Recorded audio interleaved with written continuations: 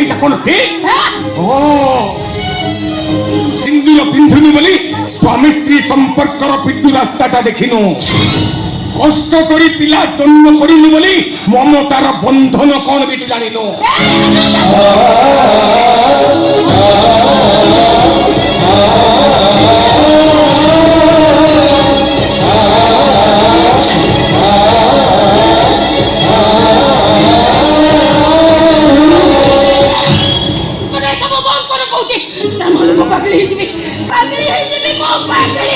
ତମେ ପାଗଳି ହେଇଗଲେ ବି ମୁଁ ଏତେବେଳେ ତ୍ୟାଗ କରି କେବେ ବି ନିଃସ୍ୱ ହେଇପାରିବିନି।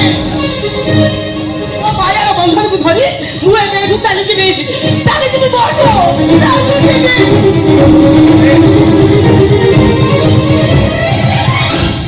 হো সঙ্গীতা,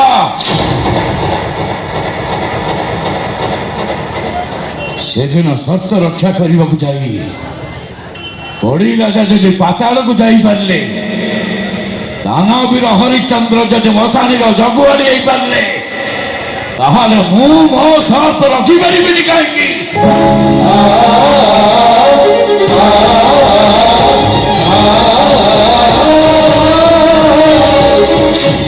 ମାନେ ତମେ କହୁଛ? ସେଦିନର କଥା ମୁଁ ଏବେ କହିବି, କିନ୍ତୁ ଏବେର ପ୍ରତୀକ୍ଷା ପାଇଁ ମୁଁ ଦୁଃଖର ପାତାଳକୁ ଯିବା ପାଇଁ ପ୍ରସ୍ତୁତ ଅଛି। ସ୍ନେହ ସମ୍ପର୍କର ବନ୍ଧନଠୁ କାଗଜ ଗୁଡ଼ି ପରି ଅଲଗା ହୋଇ ମଝି ସେଫାଳିର କଥା ରଖିବି।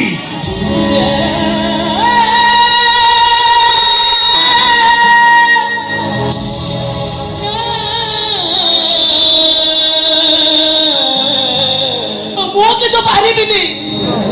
କୌଣସି ପରିସ୍ଥିତିରେ ମୋ ନିଜ ଲୋକମାନଙ୍କର ଦୂରେ ଯାଇ ମୁଁ ଖୁସିରେ ରହିପାରିବିନି। ଯୋଉ ଛୁଆଟାକୁ ଜନ୍ମ ଦେବାକୁ ଯାଇ ମୁଁ ଜୀବନ ମରଣ ସହିତ ଲଢ଼େଇ କରୁଥିଲି, ତାକୁ ଜଣେ ବାହାର ଲୋକ ହାତ ଟେକି ଦେଇ ମୁଁ ଶାନ୍ତିରେ ଶୋଇବି କେମିତି? ଆରେ ସେ ବାହାର ଲୋକଟା ପରା ତମମାନଙ୍କୁ ମୋ ପାଖକୁ ଫେରେଇ ଆଣିବାରେ ସାହାଯ୍ୟ କରିଥିଲା। ଆଜି ସେ ଯଦି ଆମମାନଙ୍କୁ ଅଲଗା କରି ତା ଜିତରେ ଜିତିବାକୁ ଚାହୁଁଛି, ଦୟାକରି ତମେ ରାଜି ହେଇଯାଅ ସଙ୍ଗୀତା, ଦୟାକରି ତମେ ରାଜି ହେଇଯାଅ। এইটা তোমাকে তোমার স্বামীর অনুরোধ। ইয়ে কেমিতিকা অনুরোধ মু তো কিছু বুঝি পারুনি। হ্যাঁ আরে সাই আউ সঙ্গীতা পাখরু অলগা হই তু কোন কেবে বঞ্চি পারিবু?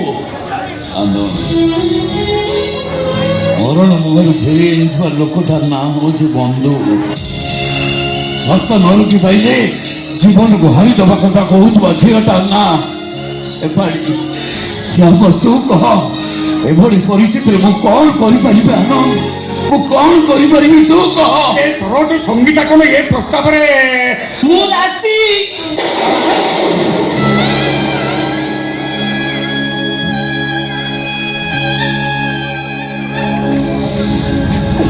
ଛୁଆଟାକୁ ଜନ୍ମ ଦେବାକୁ ଯାଇ 10ଟା ଷ୍ଟିଚ୍ ପଡ଼ିଛି ବୋଲି ଡକ୍ଟର କହୁଥିଲେ, 10 ଘଣ୍ଟା ମୋର ସେନ୍ସ ନଥିଲା ବୋଲି ସିଷ୍ଟର କହୁଥିଲେ। ସବୁ ପରେ ବି এই ସେଫାଳିଙ୍କ ଟଙ୍କାରେ ମୁଁ ପରା ନୂଆ ଜୀବନ ପାଇଛି। ମୋ ସ୍ୱାମୀଙ୍କ କଥାରେ ଏ ଜୀବନଟାକୁ ସୁଧ ମୂଳରେ ହିସାବ କରି ଫେରେଇ ଦେଲେ କେତେ କ'ଣ ହବ? ମୁଁ ଚାଲିଯିବି ସରୋଜ, ମୋ ପୁଅକୁ ସେଫାଳି ହାତରେ ଟେକି ଦେଇ ତମକୁ ଶେଷ ଦେଖା କରି ମୁଁ ଏଠୁ ଚାଲିଯିବି। ନାଇଁ ସଙ୍ଗୀତା ନାଇଁ, ମୁଁ କିନ୍ତୁ ଏଇଟାକୁ ଆଦୌ ସହିପାରିବିନି। ଏ ସମ୍ପର୍କରେ କେବେ ମିଶାଣ ଫେଡ଼ାଣ ନଥାଏ, କାହିଁକି ନା ନିଜର ଲୋକମାନଙ୍କୁ ନେଇ ତମେ ଯେମିତି ମିଶାଣ ଫେଡ଼ାଣ କଲେ ବି ଶେଷରେ ଭାଗ ଫଳ ସେଇ 100ରେ ଶେଷ ହୋଇଥାଏ। ସଙ୍ଗୀତା, ସଙ୍ଗୀତା, ଆରେ ଏ ଛୋଟ ଛୁଆଟା ତମ କୋଳରେ କୁଆଁ କୁଆଁ ହେଇ ରଡ଼ି ଛାଡୁଛି, ଆଉ ମୋ ସାଙ୍ଗ ସରୋଜ ସେଠି ଛୋଟ ପିଲାଙ୍କୁ ଭଳି କାନ୍ଦୁଛି। ତମେ ତାକୁ କେମିତି ଛାଡ଼ି ଦେଇ ଯିବା ପାଇଁ କହୁଛ? କେମିତି? ମାୟା ବନ୍ଧନକୁ ତୁଟେଇ ଦେଇ ନଗଲେ ମୋ ସ୍ୱାମୀର ଶପଥ ପାଣିର ଗାର ପାଲଟିଯିବ, ଆଉ ସେଫାଳିର ତ୍ୟାଗ ଅଦିନିଆ ବର୍ଷା ପରି ମାଟିରେ ଧୋଇ ହେଇଯିବ। ବରଂ ତାର କୁଆ କୁଆ ଡାକକୁ ମୁଁ